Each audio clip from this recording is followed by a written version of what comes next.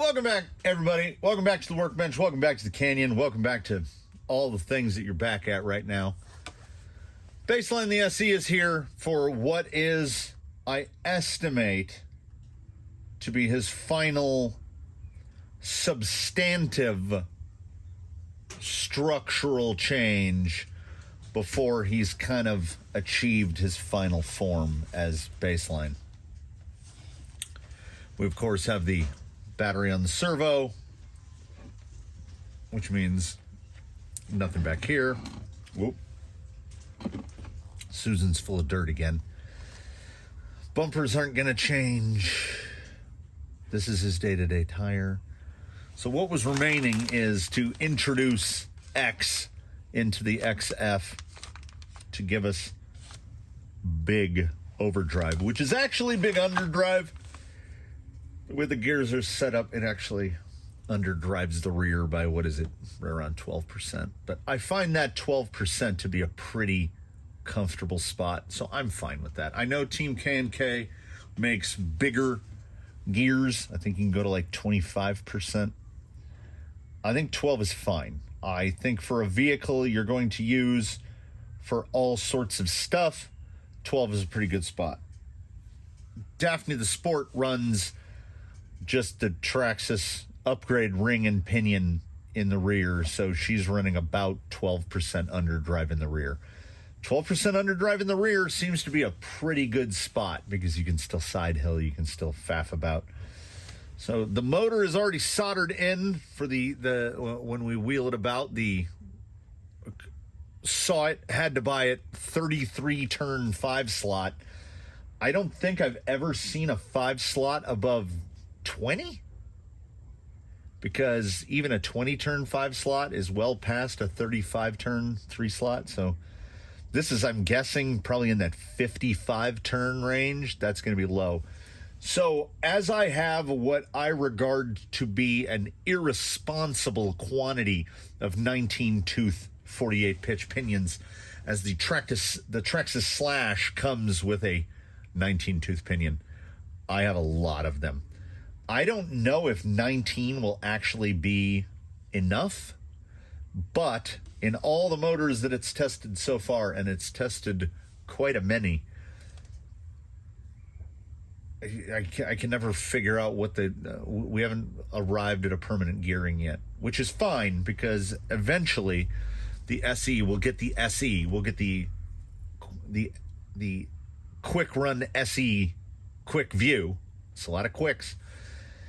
And when that guy goes in, I can arrive at what will be the final pinion for, twister action to get back on the wheels, bumpability, low speed, all that stuff. But I feel like there's no point in mentally struggling over pinions when every motor that goes in here is temporary, except the SE, which will be his day-to-day. And then, luckily, we'll have the little sled, and the sled is just going to have a 1080 attached to it. So whenever he needs to test brushed motors, it's 4 screws, put the plug in the box, and we're ready to go. If it wasn't for driving him in all variety of conditions, like the windy kind of soft drizzle that's going on right now, I would probably just get rid of the box altogether, because it makes it a lot easier to swap stuff out. Like, if there are servos that need to be tested, this would generally be the guy. So I might have to arrive at another solution. This is just servo taped to the top of the servo. So if I change out the servo, you see where I'm going here. So what we need to do is we need to get the XF extricated out of the chair. That means I got to stand up. So be it. We got to get the XF out of the chassis. It looks like it's just 5 bolts to remove it, and then a great many bolts to take it apart. Might as well drop the rear drive shaft while we can. Now I'm thinking about taking that brace out. Really was strange how tight the fitment was on the aluminum sliders after I took the plastic one out. While we're here, and that the slider in the front axle was actually too long. I don't know if anyone else will have a similar, yeah, like it's still too long. Should be able to remove it. So I am going to change one of these ends and probably take a little bit more off of the center slider piece. I already reduced it. Got to take it down some more. I kind of, you know, having the gearbox completely bolted in from the top, I'm not mad about it. No screw heads to get scratched off, so so far we've got 3/8. These certainly look like they're going to be longer. And they're a little bit longer than 8s. Look like 25s. They're 28s. 28? 28? But why? I definitely don't have a bin for 28s. I got a bin for 30s. I got a bin for 25s. And with how tall... What?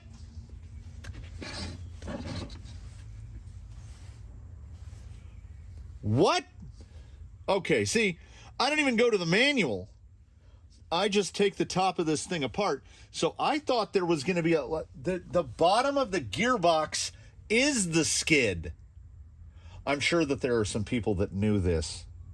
I did not know this. I did not know this. Oh, I also need to pull this cup. I'm doing that thing where I talk about it instead of just doing it. I want to change all these silver screws out anyway because I don't like it. I have a constantly growing collection of 2 and 2.5 millimeters. Is it just those? Or is it the whole, do I got to take the whole face off? Nah. It'd be nice if that was 2 pieces. I have to take the screws out anyway, but honestly, it would be nice if you could just remove that side. There's the guy. Because I think that the slipper has definitely, look how tiny the little slipper pad is. It's like the size of a penny. I think he has loosened up a little. And as I mentioned, well, it's a good thing I have to take all the screws out. While we're here together, killing time removing screws together. Yeah, so servicing the gearbox became significantly easier once I pulled the top off of this thing. That's crazy. I don't know what I was expecting. I guess I was expecting the whole gearbox to just unbolt and then I could work on it. And as soon as I tried to lift this thing out, I was like, man, that's light. Because all it is the plastics and then the top shaft that holds the slipper.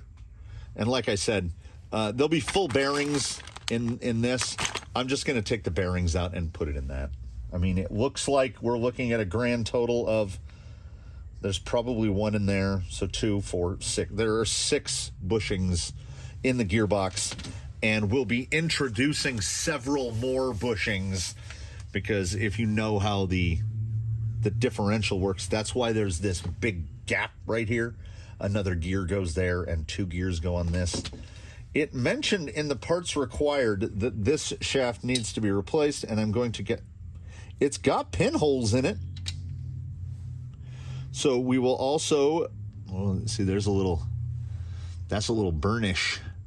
That's what a bushing does, a bronze bushing. It's kind of polishing up the chrome. So we're gonna get rid of that. Look at the sling, the grease, all the grease that was on that old plastic upper guy is all inside there now. So I can lift this guy out. And here's what the lower looks like. Similar 4-bolt configuration, but it's just one solid shaft piece, which is why you have to buy all the lower guts, because this is effectively a spool, and we're going to take that spool out and put in a thing that's a differential, but not, you know, it just has 2 axles spinning at different speeds. So what I'm going to do then, I didn't mind buying the Stealth X to get the underdrive stuff because I want underdrive for this guy. But then we're going to build a Stealth that doesn't. We're going to build a Stealth X because this, if this fits in a Stealth X case, we're going to put it together with this. Wow, look at the polish on there. That looks like a bearing. It was so shiny. Yeah, there are some downsides to bushings. It is a solid surface rubbing on a solid surface, and eventually it's going to wear out. How long? Eventually, like a long time. Let me grab the pertinent parts real quick. So you'll see not a ton of difference here. It does look like they're using a different compound, like a different nylon, because the associated ones I've seen have always been this like natural color, and that is definitely a white gear. So as I always run the 11% when given the opportunity, I have a lot of the extra gears. So I'm going to have to look at the book. I can't remember exactly how that spacer goes, but they go together like that. Is that the same? I think it's the same. It'll be a shame if it doesn't fit, but it won't be the end of the world if it doesn't fit. Well, we can bodge it right now. Let's find out. Will the XF bottom shaft, let's call it the bottom shaft, will the XF bottom shaft fit in an X housing? Dun, dun, dun, dun, dun, dun, dun, dun, dun. Yes. That was really a big part of the impetus for taking this apart was finding out if that would fit in there. Oh, no way. Hey kids. I just learned a thing. When you buy the kit, the gearbox kit, because you need that guy, apparently, though I don't really see. Maybe the pins are bigger? It's the exact same size shaft. Anyway, it's going in there. To effectively get this, to get these, it costs way more to buy them a la carte than it does to just buy a full Stealth X. So I just bought a full Stealth X. And you get the top shaft, and you get the reverse rotation top shaft. Ooh, interesting. I don't know what, suddenly I want to put the reverse rotation top shaft in a rig so I can try it with the motor flipped around the other way. I didn't know I would have that option in my day. Yeah, it's very different. Yeah, the top shaft for the XF is a very different piece. I don't know if I will be able to get enough grip on this to get the slipper dig. Yeah! We use... Is the whole thing spinning now? Yes. We used Rage, and we didn't have to use Rage because I just realized that there's a hole in it. And not a hole that a gear goes on, so it's just a hole for doing exactly what I'm doing right now. But I somehow successfully managed to do it with just my thumb. Don't do that. Just put a wrench in it. Oh, gotta remember. No, I don't. I always say I need to remember like the order that the washer stack goes in. I'm going to crank this thing down as tight as I can get it because it had loosened up from just that little amount. He's gotten a decent amount of wheeling, right? But I don't think he's gotten enough to loosen the slipper up. Look at that little, that's a little gear. Yes, by all means, and you can see that slipper has been slipping. Let's get some grease on the slipper pads if possible. Look at the little baggy washer. Everything's tiny.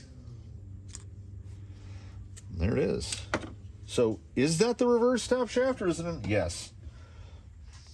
Oh. Look at that. Look at that. Would you look at that? Standard X top shaft. X reverse rotation top shaft. XF top shaft. Everything is different up until you get to the seat where the spur actually faces on there.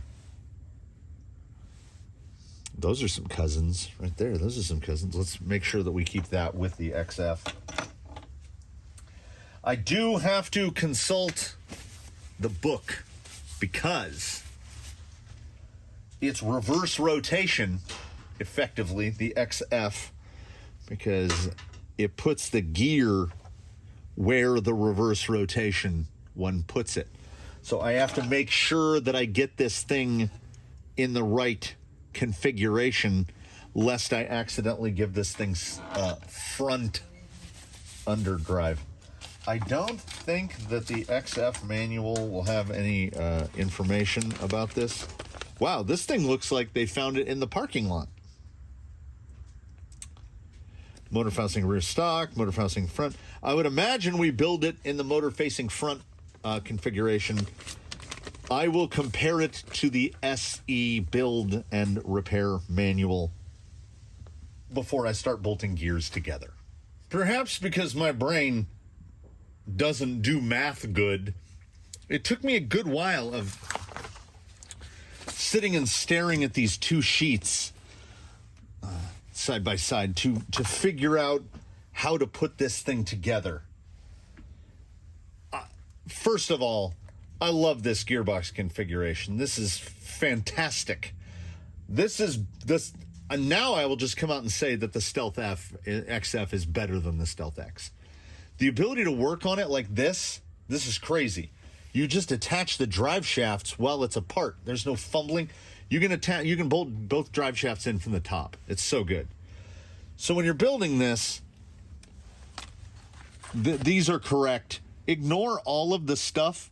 The only thing that's important is that you should only be going for the big overdrive. If you're going to do no overdrive, why would you put all this in there? Just run this shaft. So it's going to be the big gear on the big flange. So you'll see you've got the thicky spacer and then the skinny one. And the skinny one is the big long piece. This is the guy with the bearings and the spacer inside. So the only thing that's important, you're effectively building it like it's overdrive option 2 for motor mount facing front. But they refer to this as stock as motor mount facing rear. It's confusing. And also the way it drives, everything is like upside down. This is a fairly good representation. The 20 is always driving the 28. We always know that. So the big gear goes to the back. I need to gloop this.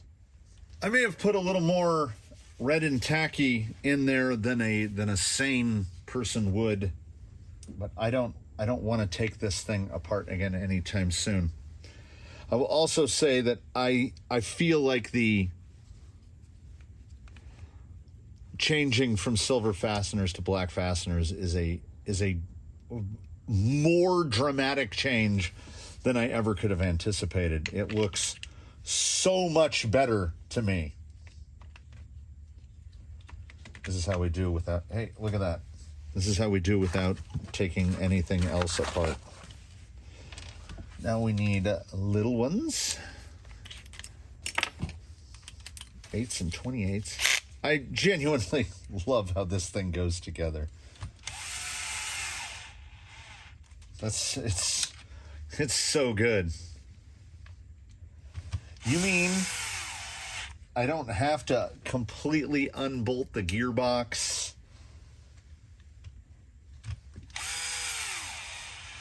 Even to, like, I don't have to take it apart. I didn't have to take those screws. Well, I wanted to put bearings in. But if you were just going to service the gearbox, this is a gearbox that I would actually consider not loading up with red and tacky, because you can service it so easily. You don't have to take it out of the rig. You don't have to take it completely apart, set the drive shafts aside. You don't even need to disconnect the drive shafts. Just, that is a big mosquito. Yikes. I had to make sure I didn't just mercilessly assassinate some sort of gnat that was just minding his own business, because that thing was so big. No, it was indeed a mosquito.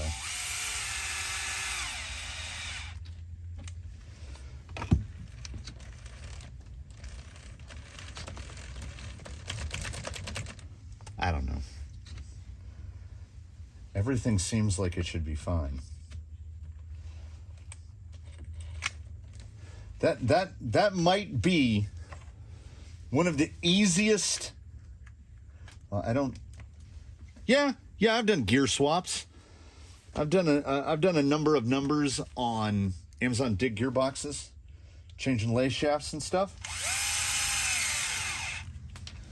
That was the easiest gear swap ever.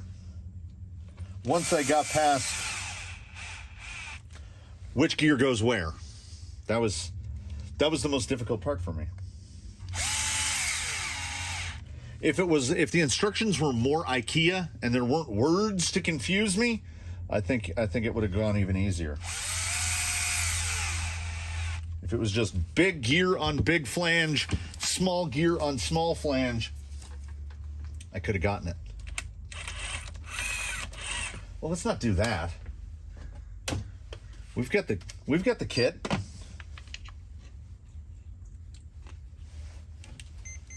This is first time power to the 33 turn 5 slot as well.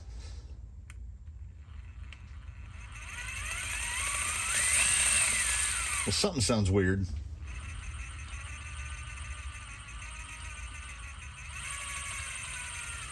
Is it just the drive shafts?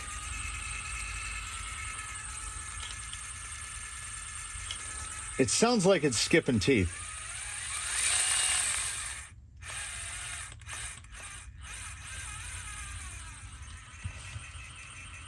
That's the only way that gearbox should be able to fit together.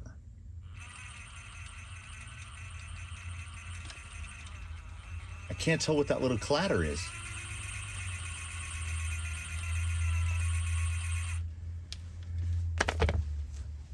Troubleshooting time. I don't want to take it out and put mad torque on it my brain says that's right. 54 tooth towards the rear of the vehicle. I did that. Is it just this? Is it the pickup?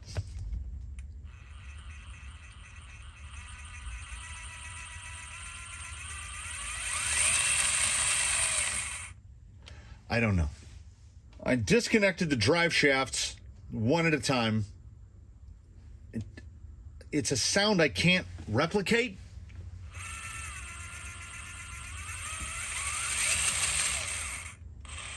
I drove it around on the ground in the shop. Feels fine. I don't know what to say about that. It had a real there. I will say I'm not super. I don't feel super promising about the 33 turn 5 slot. A torque test I do, the lowest rent torque test. Vehicle is powered up, so drag brake is enabled, and you see if you can do this. Ordinarily, you cannot do this. Like a 35 turn or something similar will hold so hard that you can pig the rig up by one wheel and it will just hold flat out in the air, as you can see. So I don't think the drag brake is going to be phenomenal. And while wheeling it around on this, I don't think it will have enough wheel speed to even right itself when he lands on his side, because it is slow, like sub 3 miles an hour. But going up in pinion, you know what? Where's the bag? I found this drill bag. So we will take this guy and we will take tools to do pinion gears. I need 2 in case it's an old one. And out of the bin, we will grab, like, it's got to be a big jump. We need like a 24 or something. That's a 25. Looks like another little 27. Okay, 27 might be a little too big. There's a 24. I think that'll probably be, you can see that pinion's got a lot of use. I think that might be brand new. So if it doesn't look like he's got any pep in his step at all, and I'll probably be able to tell from the drive back, we will go to a different. I get the feeling the audition for this motor might be short, though this motor is really slow, and lack of gear reduction in a couple guys, most notably like little fella, the MST CMX, he could use a real slow motor, because he's running a 55 turn with like a 12 tooth pinion. This thing is, I think, might be somewhere along the equivalent of like a 70 turn, honestly, from seeing it on the floor.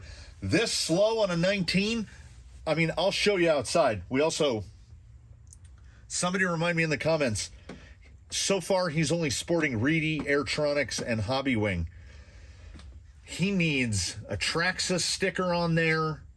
He needs Vanquish, Injora, Tekin, Holmes. He should have like 10 stickers on each door at this point already. Let's go see how this does. I'll grab my cobalt sack. We're ready to go to the mall. And let's see. Can I feel the underdrive? Will it be a substantive difference? Did I blow $60? Let's find out. Some notes from the drive back and beyond. Firstly, don't forget to charge your phone, which is also your camera. Don't forget to charge your phone and then put it in your camera, put it in your holding rig that you use to film bench videos, and then not switch it off when you're not recording, because when it's in camera, it doesn't go to sleep. So my battery is at like 8%, so I had to dig up a battery pack and the adapter to put the battery pack and the mic in at the same time. And while I'm doing that, it started drizzling slightly. You can see the condition of the ground. But from the drive back, I would like to point this out. That's full blast. And as I run 50% reverse, buckle in. The top speed is legitimately under 2 miles an hour. So this is the equivalent of an extremely high turn 3-slot. I've driven 80 turns and they're not this slow.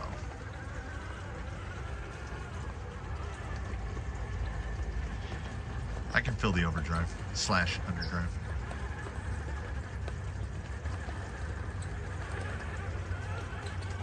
Yeah, it really adds a layer of maneuverability. It really does. The front end is quicker to position itself. That reverse is so slow. Yeah, if he goes down on his side, there's no way I will be able to right it.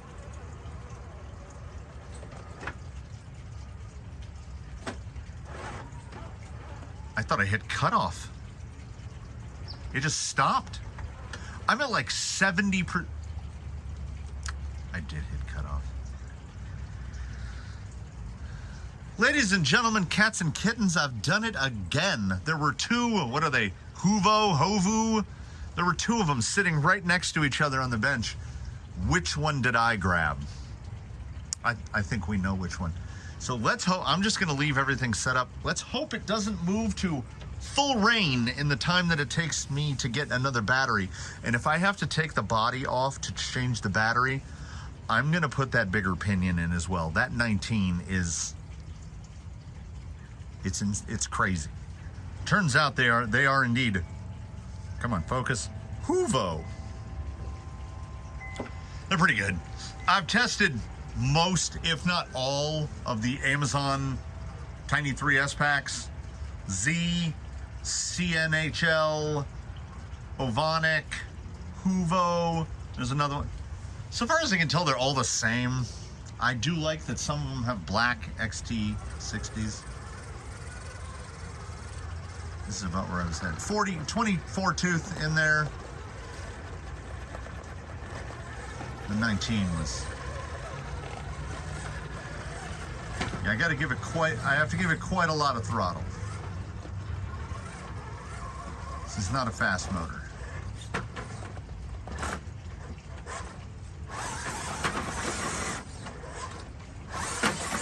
This motor is quiet though. Really, really quiet. Well, that's got to be some tiny wire in there. It is kind of, oh, here she comes. There she is. What are you doing, Jage?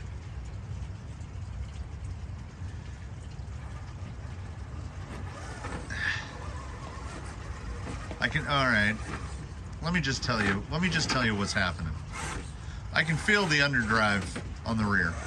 The front end is more, hey, all right. All right. It can get him over on a 24. It's just that there's a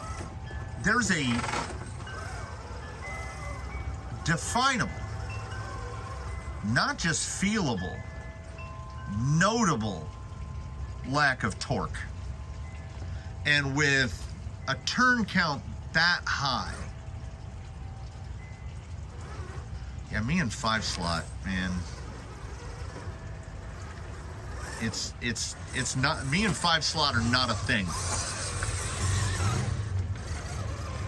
It does help really show how the gearbox is doing. Look at that claw up right there. And I can't even blame this motor for being weak. I'm gonna use this motor, not in here. That motor is gonna go in little fella because I think I can gear it up a little, maybe a little. He's a guy that only needs to go about 3 miles an hour, so I'm gonna select whatever pinion gets him to about the 3 mile an hour spot, so he doesn't have to run a 12 anymore. He's running like 1287, 1288, something like that.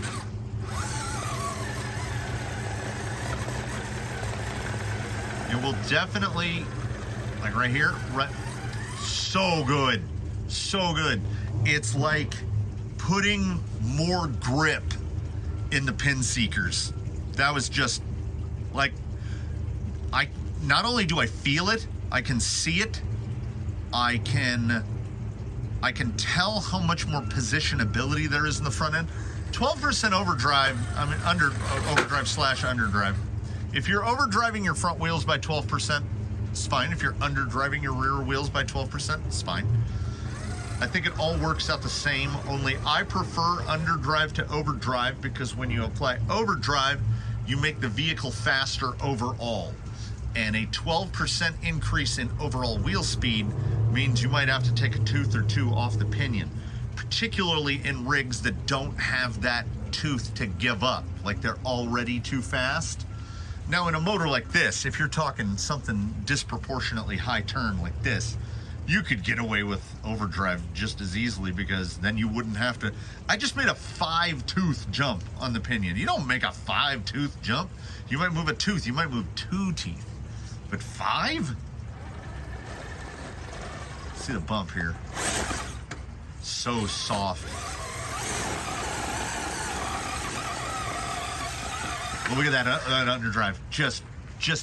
Well, an underdriven rear and an overdriven front are the same in practice, aside from the, you're not raising your final drive. The FDR stays the same, which is good. The FDR in the rear is lower. Because like, say in a Vanquish, which is properly overdrive, the front is indeed spinning faster than the rear. When you go to big overdrive in the front, it's crazy. You are literally halfway to dig. 46%, so the front wheels are spinning almost 50% faster than the rears. Yeah, little fade. But that gearbox though, XF with underdrive, my goodness. Look at that. Okay, if you've been here before, you've seen what I call a shuttle, where a rig is trying to make this approach, and they get a tire up against the little ledge right there, and then it just starts pushing them that way, like that. It's still, I couldn't even get it to go all the way because that underdrive has, it's the flavor, it's the sauce, it's big change. It really is, that 12%. And I don't think I would go past, because, well, let's see. How are we shoving the side hill? Now this is ill-advised driving here. Oh yeah. Didn't drop the rump at all.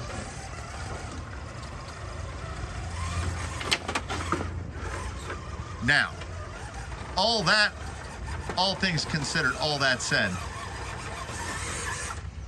I don't like that motor for this gearbox. Underdriver, no. Whether you're fixed 1.1 or you're running some degree, I don't like it in this gearbox. This is rare. This does not happen often. That motor is too slow for this gearbox. Going up to the 24 tooth, it might be closing in on 3 miles an hour. And like I say, I run 50% reverse, so that's full blast reverse.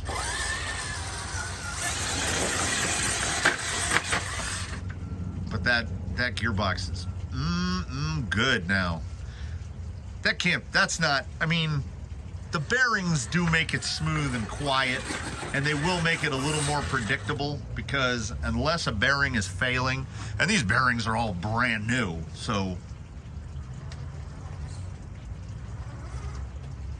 the motor just lacks torque. I'm genuinely surprised. The XF has rapidly become my favorite element gearbox. I don't know what it is. I don't know what it is. It's just, whether it's the LCG-ification of it, because it's like a Stealth X and a TRX4 gearbox had a baby, a sport gearbox, because it's super low. Look how low everything sits. The counter shaft, the shaft that has the 28 and the 26 on it, is in line with the main gears, the diff gears. So you've moved weight really far down. This guy does behave like he's much lower CG than something fitted with a Stealth X. And then the modularity, the ability to just take the top end of your motor off, of your drivetrain off, and work on it, so good, so good. Baseline is, he's over 9,000. He has achieved his final form. Now he just needs his SE, so he can be double SE action. And then he will get to test all kinds of things. Look at that, just claw up.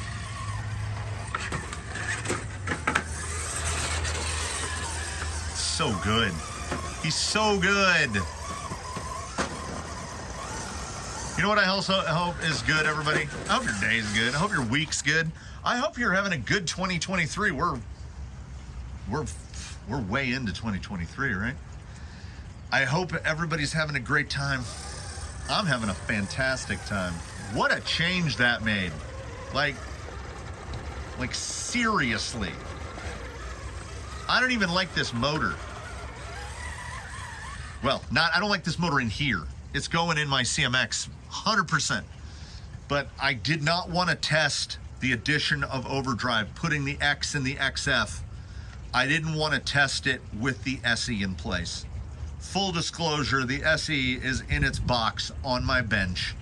The next video in which you see this fella will be the quick view of the Quick Run SE. There's that. Spoilers at the end. Just not enough torque. But I do think this motor will be perfect in a little fella. I gotta get on that. So, thanks for the final time. I'm not gonna say it again. Thanks for watching, everybody. Leave me a comment if you have questions, comments, concerns. Like if you like, subscribe if you haven't. We also offer channel memberships, which enables the shenanigans to move towards a new level, more shenanigans. And let's put it this way, let's put the cards on the table where everybody can see them. For every $1 I make in AdSense money, I spend easily 10. And that's not that's not from an addiction to make content. That's an addiction to hobbies. If I stop and look at how much money are in my bikes, how much money I put into paintball guns, how much money I've put into tools in my shop, I'm not a production woodworker. I just have the woodworking tools of a production shop because I'm a crazy person. I can't stop. This is like a compulsion. RC crawling has got its claws into me as deep as they will go. And people keep putting out new products. I'm gonna go inside now. I've got footage to edit. Some of the, hopefully footage that y'all will watch. So until we meet again, my friends, I first bid you all adieu. I certainly hope that you return to see more videos, more of this rambling nonsense. And I do hope, with all my heart, that you one and all try your very best to have a good one, everybody. Until we meet again!